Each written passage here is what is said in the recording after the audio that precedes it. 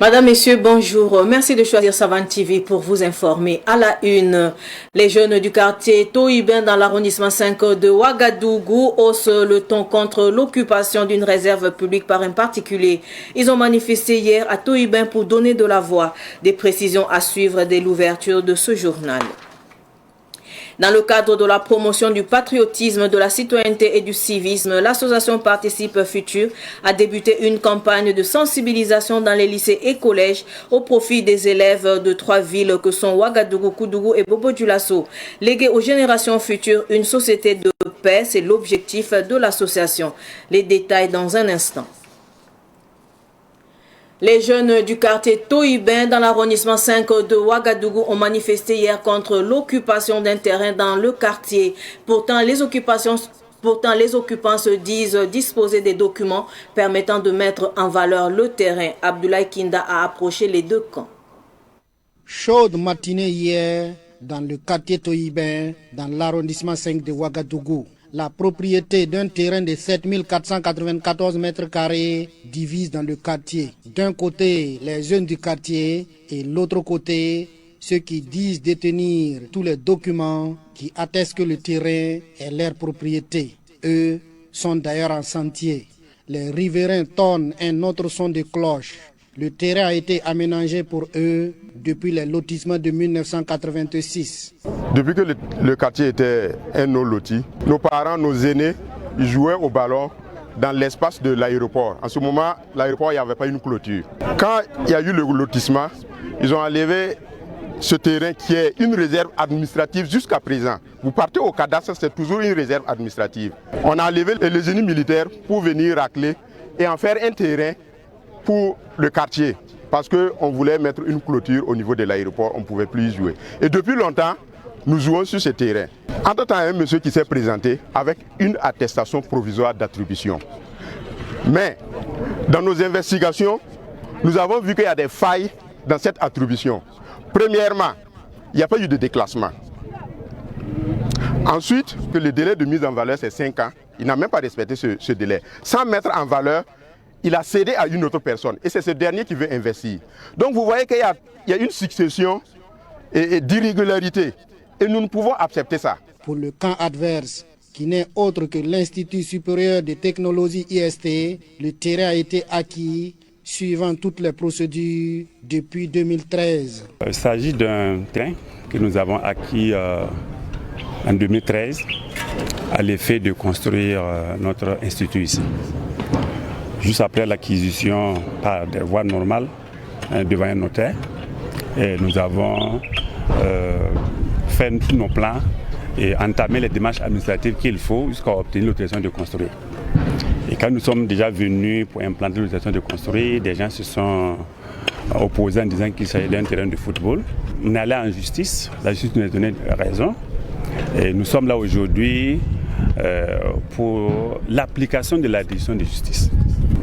Essayer de faire un mur autour de notre terrain qui nous appartient légalement. Pour les jeunes du quartier Toïben, il y a des irrégularités dans l'acquisition du terrain. Et pour eux, la justice n'a pas dit son dernier mot sur cette affaire. Nous manifestons notre mécontentement parce que le droit n'a pas été dit. C'est aussi simple que ça. Nous n'appelons pas à la violence.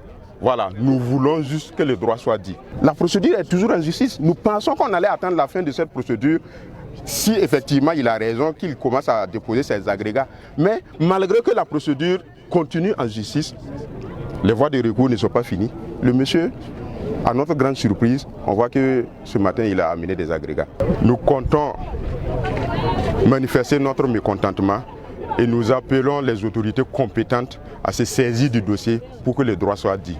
Nous pensons qu'il y a une irrégularité. Normalement, on devrait résoudre cette irrégularité avant de voir quoi que ce soit. Mais le camp adverse explique que le dossier est clos. L'IST dit avoir tout le cutis pour la mise en valeur du site. Nous sommes tous citoyens de ce pays, qu'ils partent sur la voie de la justice et s'ils ont autre chose qui nous oppose. Depuis 2013, on avait acquis le terrain et vous voyez, il n'y a aucun bâtiment pour une école de formation. Quand même, c'est nous qui perdons sur toute la ligne. Et nous sommes aussi des Burkinabés, comme eux, ils se le disent aussi. Nous souhaitons seulement qu'on sache raison garder, que chacun accepte qu'on applique la loi. S'il y a quelque chose, si aujourd'hui l'autorité judiciaire vient dire arrêtez vos travaux, voici un document qui vous oblige à arrêter. Nous aussi, nous sommes des Burkinabés. Une école, c'est une action sociale. Nous ne voulons pas que notre installation génère des mésententes. C'est ce que nous avons fait depuis lors pour négocier avec eux. Les jeunes du quartier Tohiben comptent sur l'intervention des autorités afin que cette réserve n'échappe pas à la population. Elle est le seul lieu qui accueille les manifestations populaires dans le quartier. Dans ce journal, nous parlons aussi du déguerpissement autour des locaux de la Sonabel de Sissin et Gounguin. Les commerçants mécontents affirment que la police municipale n'a pas respecté le délai de 3 mois qu'ils avaient demandé. C'est avec désolation qu'ils ont fait le constat au petit matin du 16 avril dernier de la démolition de leur commerce. Pakiswa Maria Mouidraogo y était. Convoqué une première fois le 3 avril par la police municipale à la demande de la Sonabel de Sissin, ces commerçants occupant anarchiquement les abords des locaux de la Sonabel Sissin avaient demandé 3 mois de préavis avant de quitter les lieux. Je suis dans le lieu, ça vaut 8 ans comme ça, que je suis là. Voilà, donc, un jour, on nous a convoqué, la police municipale. On est parti, donc on nous a interrogés. On nous a dit que la Sonabel les a donné ordre puisqu'on laisse le coin, donc qu'on nous donne une semaine. Mais ils nous ont convoqués, eux nous ont convoqués de venir. Et on va voir c'est quand eux peuvent nous donner le temps. On va plus évacuer et puis laisser le coin. Donc on les a demandé s'ils peuvent nous laisser en 3 mois. On va grouiller pour chercher un coin. Le 5 avril 2024, soit 2 jours après la convocation de la police municipale, ils se sont retrouvés à la mairie de l'arrondissement 6. Que la Sonabel les a donné ordre de nous évacuer sur le lieu. Mais eux nous ont convoqués. C'est puisqu'il n'y aura pas de dégâts. Parce que ils veulent que nous n'ayons qu'à dire le temps qu'eux peuvent nous donner, puisqu'on puisse évacuer et puis laisser le lieu. On a dit que 3 mois. Quand on a dit que 3 mois là, ils ont dit qu'il va demander les gens de la Sonabel voir ce qui est là, ils vont nous faire signe. S'ils ont accepté les 3 mois, ils vont nous faire signe. S'ils n'ont pas accepté aussi, ils vont nous faire signe. Finalement, les commerçants étaient dans l'attente d'une réponse. Quand le déguerpissement les a surpris, ce petit matin de mardi. Si c'est 3 mois, c'est le 5 juillet qu'on doit quitter le lieu. Aujourd'hui, je suis à la maison parce que j'ouvre à 8h. À 6h40, 7h moins comme ça, on m'appelle, dit de venir, qu'on est en train de casser les boutiques, que ma boutique là on est en train de casser, que les marchandises, que tout va casser si je ne viens pas rapidement. Je viens trouver, ils sont en train de casser tout. Vraiment, il y a beaucoup de trucs qui sont gâtés, il y a des trucs cassables là-bas, tout est gâté, c'est presque la moitié même. Quand nous quittions les lieux, les commerçants essayaient de sauver ce qu'il reste de leur commerce. Direction la boucle du Mouroun, Tougan, une commune située dans la province du Sourou, dans la région de la boucle du Mouroun, accueille près de 36 000 personnes déplacées internes. Dans le passé, cette commune avait traversé des périodes difficiles liées au terrorisme. Mais à présent, les choses semblent rentrer dans l'ordre, mais beaucoup reste à faire, selon les premiers responsables de la commune. Issa Kaboro, premier vice-président de la délégation spéciale de Tougan, nous en dit plus. Il est au micro de Ruben Wilson Kodjo. Il y a eu des moments où c'était très difficile.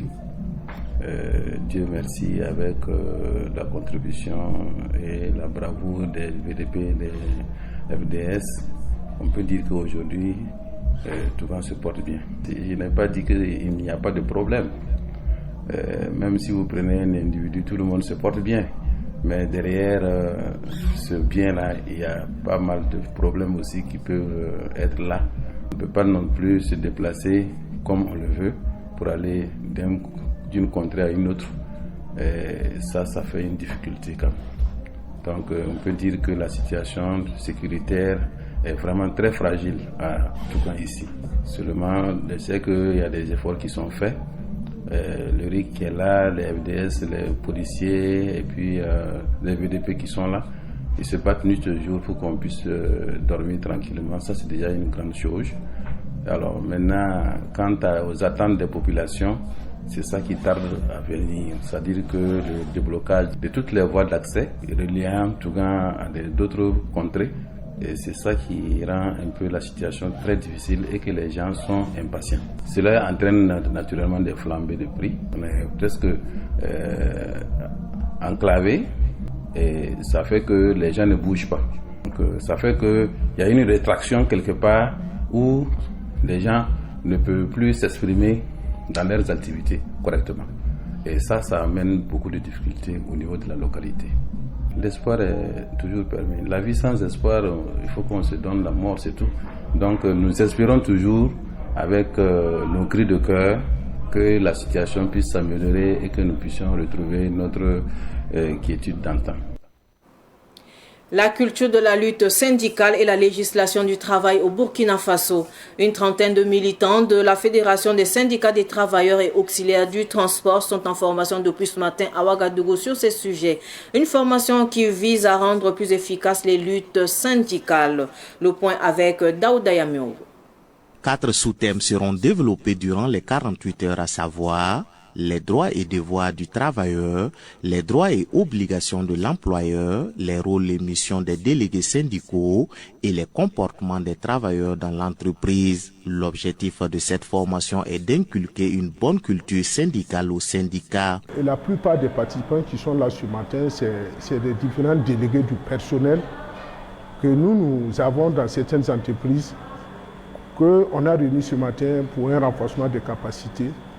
Et ce renforcement des capacités-là, dans un premier temps, c'est sur la législation en fait, du travail, pour leur permettre de s'acquérir en fait, des bases légales en fait, de pouvoir défendre les travailleurs au sein de leurs entreprises. On attend vraiment des délégués aguerris en fait, en matière de législation du travail, ça c'est un premier point. Deuxièmement, être responsable vis-à-vis en fait, de leurs entreprises, servir, défendre les travailleurs dans l'art des choses, tout en respectant en fait, toute la procédure législative. Cette formation entre dans le cadre des activités annuelles de la Fédération. Plusieurs autres activités sont en cours, dont le plaidoyer sur la convention collective. Je vous le disais également en titre, c'est parti pour 3 semaines de sensibilisation des élèves des lycées et collèges sur le patriotisme. La campagne de sensibilisation est portée par l'association Participe Futur. Elle concerne les villes de Ouagadougou, Koudougou et Bobo-Dioulasso. Le lancement est intervenu au lycée technique de Ouagadougou ex-LTO. Les précisions avec Nouriatou Nombré. Cette première édition de la campagne citoyenne de l'association Participe Futur s'inscrit dans le cadre de la promotion du patriotisme au regard du contexte sécuritaire difficile que traverse le Burkina Faso. Cette campagne de sensibilisation s'articule autour d'une série de sensibilisations sur le civisme dans les lycées et collèges de Ouagadougou, Koudougou et Bobo-Dioulasso. Participe Futur, c'est une association d'éducation citoyenne et nous avons pensé donc à organiser une série de sensibilisation sur la citoyenneté parce que nous faisons face à un contexte sécuritaire assez instable et c'est très important que les jeunes se mobilisent autour des valeurs, donc des valeurs de la citoyenneté. Donc c'est dans ce sens-là que nous avons décidé donc d'organiser cette activité et passer dans les établissements secondaires à Ouagadougou, à Bobo-Dioulasso et à Koudougou. Pour l'instant, c'est la première édition, raison pour laquelle on a ciblé ces 3 villes-là et surtout parce que nous avons déjà des membres de l'association, des démembrements dans ces villes. Ça sera principalement des séries d'échanges entre les élèves et les panélistes sur la citoyenneté, la thématique de la citoyenneté, sur le civisme et également sur les droits humains. Donc nous avons des panélistes très engagés au niveau du ministère de la Justice qui accompagneront bien sûr l'événement dans les villes. Boubacar Savadogo, ministre des Sports, de la Jeunesse et de l'Emploi, salue l'initiative et encourage les autres associations à emboîter le pas. Avec une jeunesse qui n'est pas engagée, une jeunesse qui ne sait pas ce que c'est que le respect, une jeunesse qui ne sait pas ce que c'est que le patriotisme, une jeunesse qui ne sait pas ce que c'est que la citoyenneté, n'est pas une jeunesse qui peut contribuer valablement à la construction de son pays. Et nous avons au sein de nos établissements une frange très importante de cette jeunesse-là. On peut s'appuyer sur elle pour qu'elle puisse non seulement recevoir ces messages au sein de ces joyaux, pour permettre à ceux qui vont sortir plus tard de véhiculer ces messages dans leur famille, dans leur quartier, et aussi de grandir avec, parce que nous avons ces personnes que nous sommes en train de former qui vont devenir les leaders de demain. Et il est très important que ces messages puissent être passés très tôt, avant que des illusionnistes, des vendeurs d'illusions ne puissent passer pour les embrigader avec des idées qui ne sont pas nobles. Cette campagne se déroule sous le thème « Jeunesse et éveil citoyen, unité et culture de la tolérance pour un Burkina plus apaisé ». Aujourd'hui, 17 avril 2024, marque la célébration de la Journée mondiale de l'hémophilie. Cette année, l'événement est placé sous le thème « Accès équitable pour tous les troubles de la coagulation ». La vision de la Fédération mondiale de l'hémophilie est l'avènement d'un monde où toutes les personnes atteintes de troubles hérités de la coagulation auraient un accès universel aux soins, sans distinction de type de trouble, de genre, d'âge ou de lieu de résidence. Actualité sportive pour clore ce journal. Le Paris Saint-Germain a éliminé le FC Barcelone hier soir en quart de finale de la Ligue des Champions. En match aller, le Paris Saint-Germain avait été battu par les Catalans. Cette fois-ci, le club de la capitale française a dompté le Barça sur le score de 4-1. Retour sur ce match avec Alphonse Ouedraogo. Oui, le Barça est à terre. Après sa victoire de 3-2 au Parc des Princes au match aller des quarts de finale de la Ligue des Champions, les Catalans tombent devant leur public sur le score sans appel de 4-1. En cette soirée du match retour, les choses sont allées vite et même très vite. Bien rentrés dans leur rencontre, les Parisiens ont été cueillis à froid avant la fin du premier quart d'heure. Un peu trop léger dans son pressing, Nuno Mendes se fait déborder par le jeune Lamine Yamal qui centre fort au premier poteau. Et c'est le héros du match aller, Rafinha, qui reprend victorieusement le ballon et plante le premier tir catalan de la rencontre. En supériorité numérique, après un carton rouge discutable, c'est selon, et copié par Donald Araujo, le Paris Saint-Germain reprend confiance et se relance grâce à Ousmane Dembélé, plus en jambes, qui envoie une frappe lourde au 10e poteau qui finit au fond des filets à la 40e minute. À la 54e minute, Vitinha servi par Achraf Hakimi double la mise, 2-1. Le Barça sera crucifié à la 61e minute et à la 89e minute par l'attaquant parisien Kylian Mbappé, qui a été l'homme de lui-même au match aller. À cette rencontre qui s'est soldée par un score de 4-1, l'entraîneur du Barça, Xavi Hernandez, a terminé le match hors des gradins après avoir écopé d'un carton rouge à la suite de plusieurs plaintes contre l'arbitrage. C'est sur cette note sportive que s'achève ce journal. Merci de choisir Savane TV pour vous informer. Au revoir.